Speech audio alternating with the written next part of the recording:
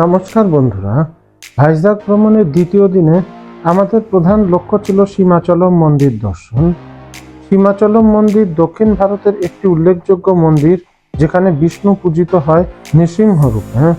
এটি খ্রিস্টীয় ত্রয়োদশ শতাব্দীতে পূর্ণ রূপ পায়, তবে মন্দিরটি নবম শতাব্দীর প্রথম দিক থেকে নির্মাণ শুরু হয়। ভাইজাগ থেকে সীমাচলমের দূরত্ব 21 কিলোমিটার। গতকাল আমরা যে সমস্ত জায়গায় গিয়েছিলাম সেদিক আর এই মন্দির সম্পূর্ণ পৃথক দিকে পড়ে। এখানে সমুদ্র অনেকটা দূরে চলে যায় আর ক্রমশ পাহাড়ের কাছে এগিয়ে যেতে থাকি। কিছু দূর যাওয়ার পর চলে আসে সীমাচলম বাস স্ট্যান্ড। এখানে লাইন দিয়ে দাঁড়িয়ে বাসে উঠতে হয়। বাসের টিকিট মাত্র 15 টাকা করে হলেও যারা প্রথমে আসে তারাই বাসে বসার সুযোগ পায়, বাকিরা বাসে দাঁড়িয়ে যেতে হয়। তবে এই বাসে উঠে মাত্র 10 মিনিটের মধ্যেই আমরা পৌঁছে যাই গন্তব্যে।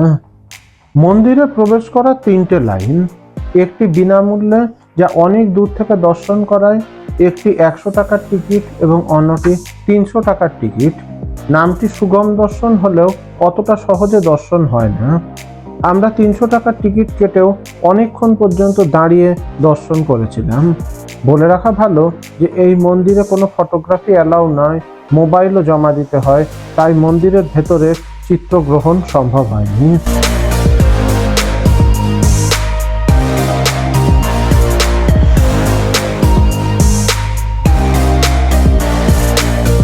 পুরাণে আছে নারায়ণের অবতার নৃসিংহ ভক্ত প্রহ্লাদকে রক্ষা করার পর এই জায়গায় স্থির হয়েছিলেন, সেই জন্য এই জায়গার নাম সীমাচলম। বন্ধুরা, আমরা এসে গেছি সীমাচলম মন্দিরের সামনে এবং আমার পিছনে রয়েছে এই মন্দিরের প্রধান প্রবেশদ্বার। সীমাচলমে আমরা নৃসিংহদেবের যে মূর্তি দেখি তা থাকে সম্পূর্ণ চন্দনে আবৃত। কেবলমাত্র অক্ষয় তৃতীয়ার দিনে এই মূর্তির পূর্ণ প্রকাশ পায়।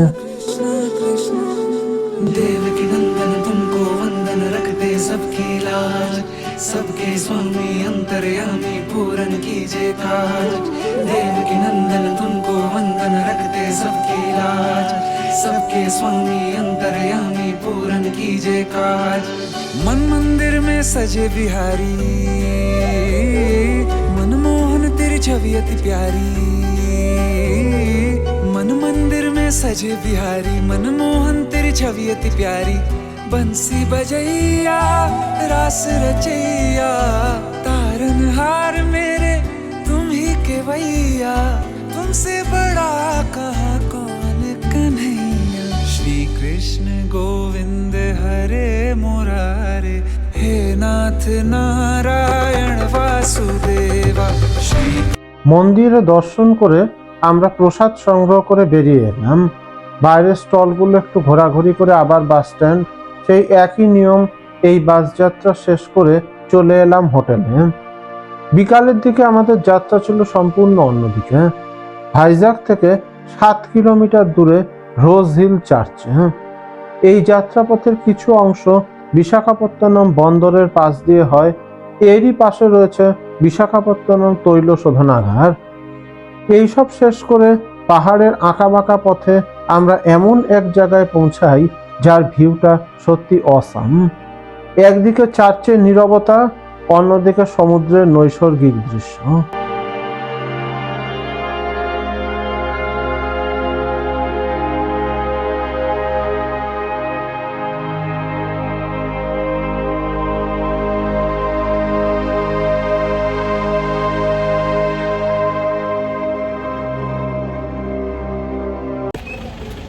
দুপুরবেলা খাওয়া দাওয়া শেষ করে আমরা এখন এসেছি রোজ হিল চার্চে।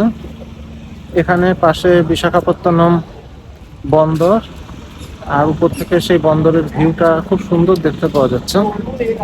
আর এখন আমরা ধীরে ধীরে চার্চের দিকে প্রবেশ করছি। রোজ হিল চার্চ পরাধীন ভারতবর্ষে 1867 সালে নির্মিত গির্জা, যা জে.এম. টিশট রোজ হিলের নাম অনুসারে নামকরণ করা হয়েছে। সময়ের সাথে সাথে বড় হতে থাকে এই গির্জার আকার আয়তন। একটা শান্ত পরিবেশে অনুপম প্রাকৃতিক সৌন্দর্যের মধ্যে ঈশ্বরের সাধনার জন্য এই চার্চ খুবই ভালো স্থান। তবে আমার সবচেয়ে ভালো লেগেছে এই চার্চের উঠানে দাঁড়িয়ে যখন দেখতে পেলাম মন্দিরের চূড়া, যখন মসজিদের আজানের ধ্বনি শুনতে পেলাম, নিজেকে ভারতবাসী হিসাবে আরো একবার গর্ববোধ হলো।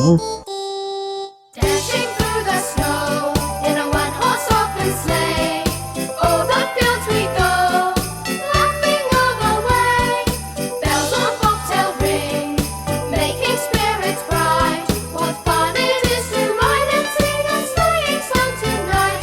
Oh, jingle bells, jingle all the way. Oh, what fun it is to ride in a one-horse open sleigh!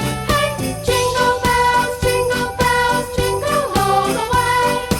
Oh, what fun it is to ride in a one-horse open sleigh!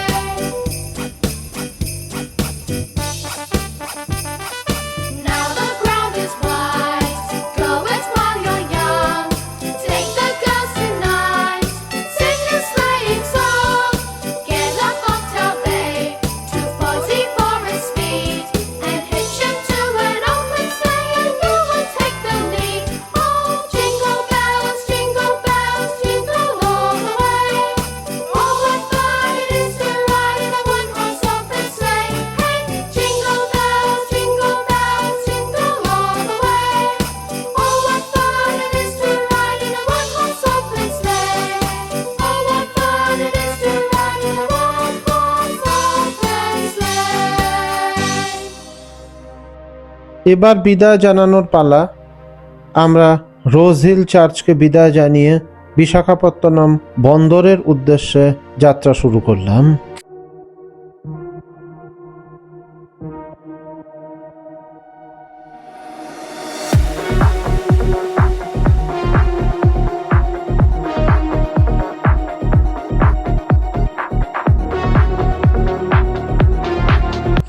বিশাখাপত্তনমের একটি দর্শনীয় স্থান হলো fishing Harbour, যা এই চার্চের থেকে মাত্র 2.5 kilometre দূরে। এখানে মাছ সমুদ্র থেকে ট্রলারে করে মাছ আসে এবং তা বিপণনের জন্য বাক্সবন্দি করা হয়, এক ধরনের সুপার মার্কেট টাইপের।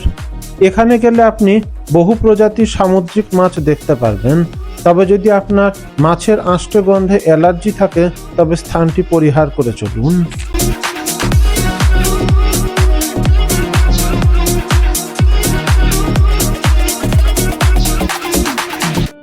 এরপরে আমরা চলে এলাম আরকে বিচে। সূর্য তখন পশ্চিম আকাশে, সূর্যের রক্তিম আভায় সমুদ্র সেজে উঠেছে মায়াবী রঙে।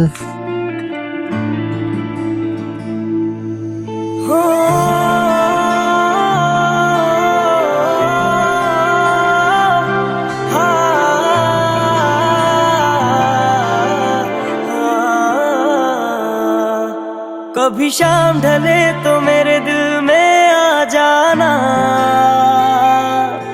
ओ लगे गम गले तो मेरे दिल में आ जाना।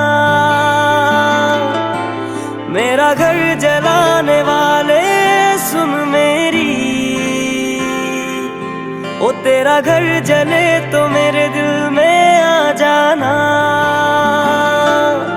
मगर आना इस तरह से कि फिर लौट के न जाना। আরকে বিচের সামনেই বসেছে হস্তশিল্প মেলা, সেখানে আমরা টুকটাক ঘোরাঘুরি করলাম।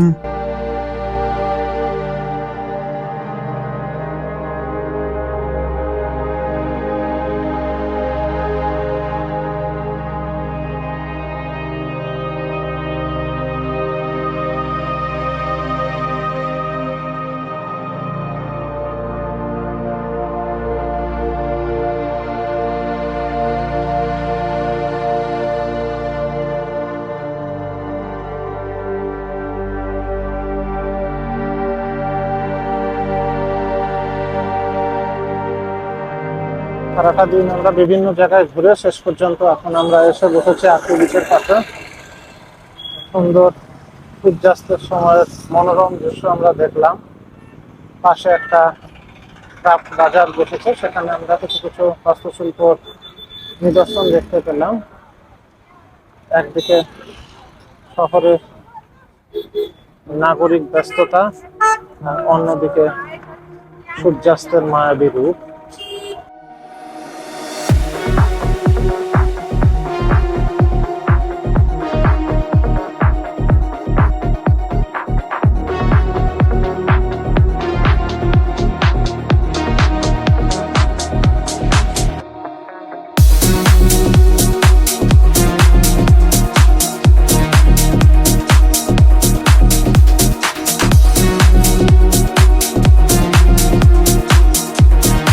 এরপরে চলে এলাম সাবমেরিন মিউজিয়াম।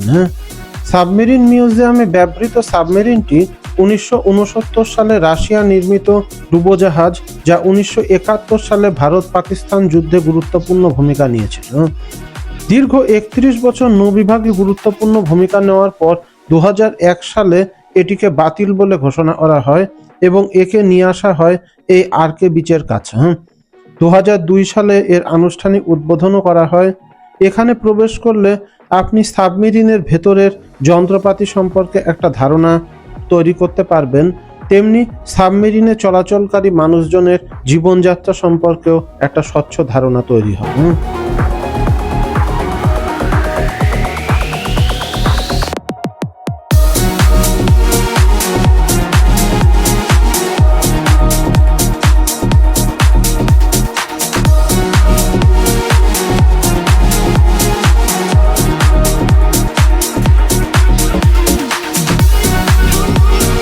এই সাবমেরিন মিউজিয়াম দেখার মাধ্যমে শেষ করলাম আজকের দিনটি।